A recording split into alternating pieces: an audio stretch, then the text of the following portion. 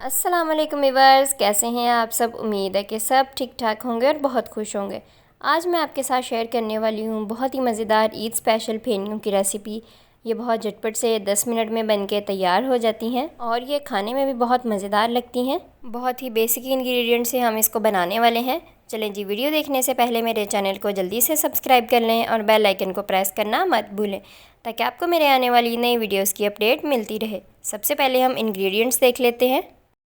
यहाँ मैंने आधा कप चीनी ली है, 100 ग्राम फेनियाँ ली हैं। मार्केट में फेनियाँ वाइट कलर की भी मिलती हैं और इस कलर की भी मिलती हैं। मैं यहाँ ये रेड वाली यूज़ कर रही हूँ, आप कोई भी यूज़ कर सकते हैं। 1 लीटर मैंने यहाँ फुल फैट मिल्क लिया है। 14 से 15 अदद मैंने यहाँ बादाम लिए हैं, जिनका छिलका उतार के इनको 2 हिस्सों में काट लिया है। 2 टेबलस्पून किशमिश ली है, इसको अच्छे से वॉश कर लिया है। 3 अदद खुली हुई इलायचियाँ ली हैं, आप इसकी जगह इलायची पाउडर भी यूज़ कर सकते हैं।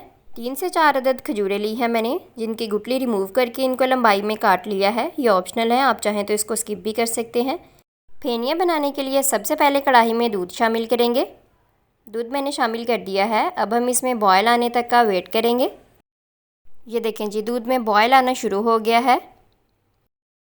अब हम इसमें इलायची शामिल करेंगे, साथ ही इसमें हम चीनी भी शामिल कर देंगे।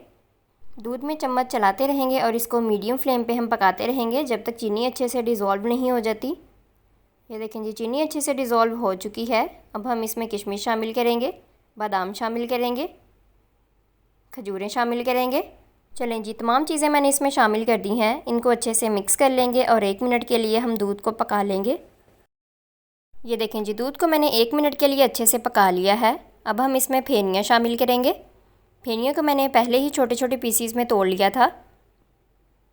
फेनियाँ शामिल करने के बाद इनको अच्छे से मिक्स कर लेंगे। फेनियों को अच्छे से मिक्स करने के बाद कढ़ाई पर ढक्कन लगा के इसको लो फ्लेम पे 2 से 3 मिनट के लिए दम पे रख देंगे ताकि फेनियाँ अच्छे से गल जाएं, दूध को अच्छे से अब्जॉर्ब कर लें और अच्छी तरह फूल जाएं। चलें जी, फेनियों को दम पे रखे हुए 3 मिनट हो चुके हैं। ये देखें जी, आप लोग देख सकते हैं फेनियों ने अच्छे से दूध को अब्जॉर्ब कर लिया है। ये अच्छे से पक चुकी हैं।